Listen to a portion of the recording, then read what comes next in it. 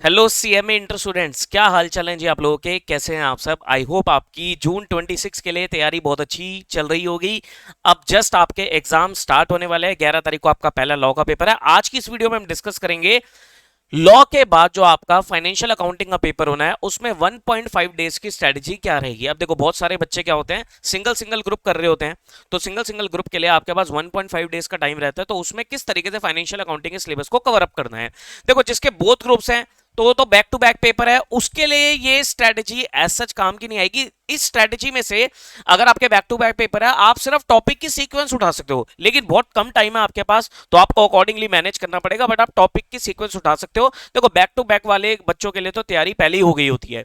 अब जस्ट आपको क्या करना है, क्विकली क्विकली रिकैप करना है सारी चीजों को। जितना कवर हो पाए कर लेना, बाकी आपको टेंशन नहीं लेनी है। बट जो सिंगल सिंगल ग्रुप दे रहे हैं तो उसके लिए 1.5 डेज है। 1.5 डेज में हमें कैसे कवर करना है अपने इस फाइनेंशियल अकाउंटिंग सिलेबस को। सिलेबस बहुत है, काफी अच्छा खासा सिलेबस है। तो जब मैं स्ट्रेटेजी बना रहा था ना, तब मुझे भी लग रहा था कि हाँ, क्या ये इतनी देर में टॉपिक हो पाएगा। बट स्टिल मैंने एक स्ट्रेटजी आपको बना के दी है। आप इसको फॉलो करो, आपको काफी मदद मिलेगी। थोड़ा बहुत आप अपने हिसाब से इसमें कस्टमाइज कर लेना। ठीक है जी। आइए जी, लेट्स स्टार्ट। तो ये आपकी 1.5 डे स्ट्रेटजी है for CM inter financial accounting June 26 के लिए। देखो, डे वन 11 जून जब आप लॉ का पेपर देके आएंगे, थर्सडे को जो आपका लॉ का पेपर है, अब सर उसके बाद हमें क्या करना है। बिल्कुल भी वो दिन आप बर्बाद मत करना। वो दिन बहुत इंपॉर्टेंट होगा, खराब मत कर देना। क्या करना है, लगभग आप देखो 5 बजे पेपर खत्म होगा, तो मैं उम्मीद करता हूं 6 बजे तक सब घर आ ही जाओगे। अब आपको 8 बजे तक क्या करना है, पूरा का पूरा रेस्ट लेना है। सबसे बड़ी गलती, आपको लॉ का पेपर कहीं भी कुछ भी किसी वीडियो से या आंसर से डिस्कस नहीं करना। मैं तो कहूंगा एग्जाम सेंटर पे वो पेपर को फाड़ के फेंक देना। मैं तो यही करता था जब मैं सीए के एग्जाम दे रहा था, तो मैं यही स्ट्रेटजी अपनाता था। जो भी पेपर हुआ ना, वो पेपर को फाड़ के वहीं फेंका था मैं। क्योंकि मुझे पता है कि मैं घर अगर पेपर होगा हाथ में तो ऑब्वियसली डिस्कशन होगा, किसी ना किसी से हम पूछेंगे या आंसर चेक करेंगे, वो बहुत गड़बड़ क्रिएट कर देगा। आपको कहीं भी कुछ नहीं करना। आपको घर आते ही अपना कुछ खा पी कर रेस्ट लेना है। 8 बजे तक का 8 बजे तक सो जाना। घर वालों को बोल के सोना कि आपको 8 बजे उठा दे। अब आप 8 बजे उठे हो, कोशिश करना 10-15 मिनट पहले उठ जाओ। उठ के 8 बजे आपको पढ़ने बैठना है। ठीक है। अब देखो, सिलेबस काफी है तो हम बिल्कुल भी कॉम्प्रोमाइज नहीं कर सकते समय के साथ। तो 8 से 10 का ही आपका पहला स्लॉट रहेगा, 2 घंटे का। इसमें आपको क्या उठाना है, देखो शुरुआत हमें कभी भी भारी भारी जो आपके लेंथी टॉपिक्स है उससे नहीं करनी चाहिए। ऐसे टॉपिक उठाओ जो इजी हो, इंटरेस्टिंग हो और एग्जाम में भी आते हो। ठीक है। तो हमने उठाए हैं डेप्रिसिएशन और आरओई। एक एक घंटा लगाओ दोनों टॉपिक्स को तसल्ली से। डेप्रिसिएशन का टॉपिक करो, आरओई का टॉपिक करो। अभी देखो, पॉइंट ये आता है कि लास्ट टाइम पे हमें करना क्या चाहिए, पूरे के पूरे कॉन्सेप्ट पे फोकस करो। टाइम हो तो एक एक दो दो क्वेश्चन को देख लो। इतना तो टाइम नहीं होगा जो मैं आपको बोलूं कि आप एक एक दो दो क्वेश्चन को सॉल्व भी कर लो, नहीं। आपको पहले कॉन्सेप्ट देखने हैं और साथ में एक आध क्वेश्चन अगर आप देख लोगे, स्टडी मैट का ही देख लो और कहीं से कुछ भी मत देखो, स्टडी मैट का ही देख लो। क्वेश्चन को एक एक दो दो क्वेश्चन को अगर आप देख सकते हो तो आप देख लेना। उम्मीद करता हूं आपने कुछ ना कुछ इंपॉर्टेंट क्वेश्चन मार्क कर रखे होंगे। ठीक है। तो आप डेप्रिसिएशन और आरओई एक एक घंटा लगा के इनके कॉन्सेप्ट्स को अच्छे से पढ़ लो, रिवाइज कर लो। फिर आप 15 मिनट का गैप दे देना। फिर 10:15 से 12:30 तक का मैं आपको टाइम दे रहा हूं, और इसमें आप क्या करोगे, 1 घंटा देना किसको, फाइनल अकाउंट्स को। और एक इंपॉर्टेंट टॉपिक है आपका इनकम्प्लीट रिकॉर्ड्स, 1.5 घंटे का समय इसमें दे देना, क्योंकि इसमें से आपका 14 मार्क्स का क्वेश्चन आने की पूरी पूरी चांस है। वैसे मैंने एक वीडियो बनाई थी एबीसी एनालिसिस को करके, एक्सपेक्टेड पेपर पैटर्न को करके, वो आपने यूट्यूब चैनल पे देख लिया। अगर नहीं देखी होगी तो मैं इसी वीडियो के डिस्क्रिप्शन में वो वीडियो को पिन कर दूंगा, आप जरूर उस वीडियो को देख लो ना। अब 12:30 बजे तक आपने क्या कर लिया, देखो एग्जाम लॉ वाले जो पेपर का दिन था उसमें आपने टाइम खराब नहीं किया। आपने डेप्रिसिएशन, आरओई, फाइनल अकाउंट्स और इनकम्प्लीट रिकॉर्ड, मैं अगर आपको मोटा मोटा बात करूं तो मोटा मोटा आपने इस दिन पर लगभग लगभग नहीं तो, अगर ये देखो 14 मार्क्स का ये पकड़ लो आप, ये दोनों मिलाकर अगर आप 14 मार्क्स का एक क्वेश्चन यहां से पकड़ लेते हो, या 7 नंबर का भी पकड़ लेते हो, और 5 नंबर का यहां भी पकड़ लेते हो, आप राउंड फिगर में देखा जाए तो 25 से 30 नंबर कवर करके जा रहे हो। तो यानी कि जो आपका लॉ का पेपर था उसमें आपने टाइम वेस्ट नहीं किया, आपने 25 से 30 नंबर का कवर कर लिया। कॉन्फिडेंटली सो जाना। ठीक है। अब 12 जून को नेक्स्ट डे आप उठोगे। अच्छा, प्रॉपर आपको 6-6.5 घंटे की नींद लेनी है। नींद कम करने से कुछ नहीं होता। कुछ बच्चे बोलते हैं एग्जाम में 3 घंटे सो जाएंगे, 4 घंटे सो जाएंगे। भाई परेशान हो जाओगे। एग्जाम में जब जाओगे ना तो बिल्कुल ब्लैंक रहोगे। नींद प्रॉपर लो, 6-6.5 घंटे की नींद होनी चाहिए, वो प्रॉपर लो, अपना सो जाना।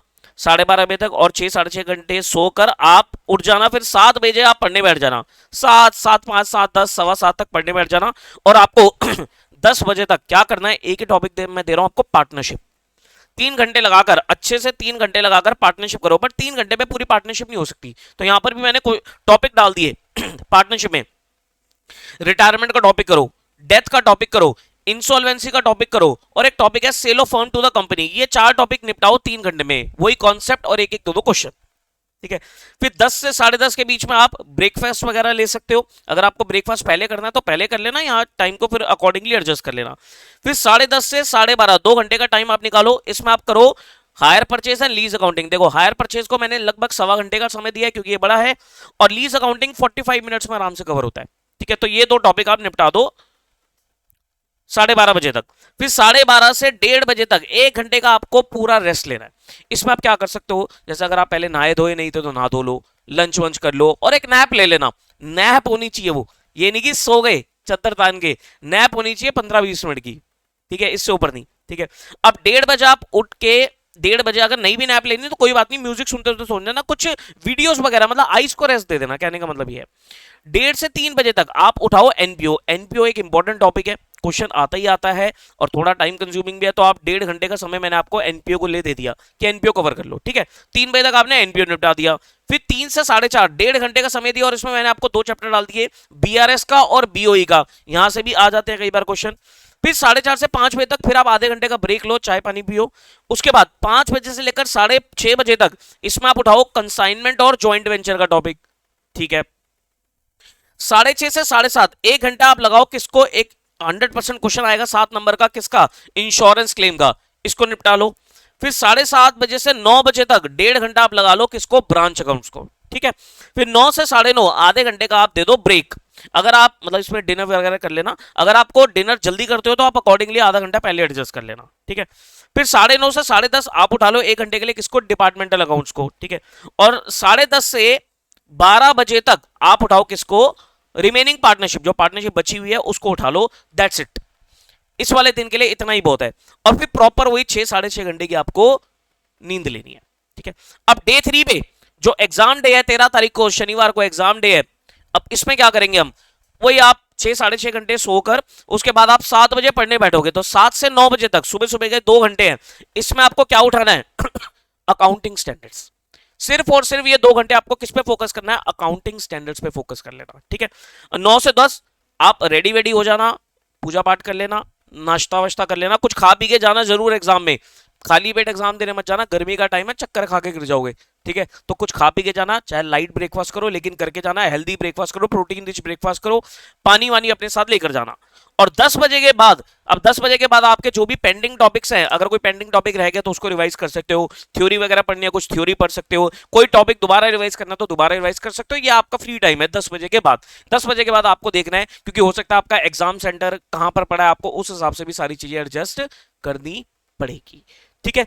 तो ये दिस शुड बी और स्ट्रेटजी, ये 1.5 डेज में आपको इस तरीके से अपने सिलेबस को कवर करना चाहिए। अब एग्जाम डे पे बहुत इंपॉर्टेंट चीज है, कुछ चीजें भूलना मत, एडमिट कार्ड प्रिंट निकाल लेना, अभी के अभी प्रिंट निकाल के एडमिट कार्ड रख लो। उसके बाद अपना कोई आईडी कार्ड आपके पास है तो आईडी कार्ड जरूर लेके जाना, कोई ना कोई स्टेशनरी का सामान प्रॉपर आपके पास होना चाहिए। पानी की बोतल जरूर लेके जाना, गर्मी का समय है, 2 से 5 पीक गर्मी का टाइम है, पानी जरूर होना चाहिए। पानी अगर नॉर्मल पानी लेके जाना, पानी नॉर्मल ले जाओ, नहीं तो उसमें ग्लूकोज वगैरह डाल के कुछ भी करके आपको पानी लेके जाना है, पानी कमी नहीं होनी चाहिए, ठीक है। ये सारी चीज। अब 3 घंटे कैसे मैनेज करना है सर, 3 घंटे में हमें पेपर को, सबसे पहले जो आपको रीडिंग टाइम मिलेगा उसमें रीडिंग टाइम में आपको कोई भी फालतू की चीजें नहीं करनी, सिर्फ आपको रैंकिंग बनानी है कि पहले कौन सा करना है, फिर कौन सा करना है, फिर कौन सा करना है, जो छोड़ना है उसे काट देना। फिर उसके बाद जो क्वेश्चन पूरे पेपर में बेस्ट आता है आपको, वो बेस्ट क्वेश्चन से आप क्या करना, स्टार्ट करना, फिर अकॉर्डिंगली आप टाइम मैनेज करते हुए चले जाना, ठीक है।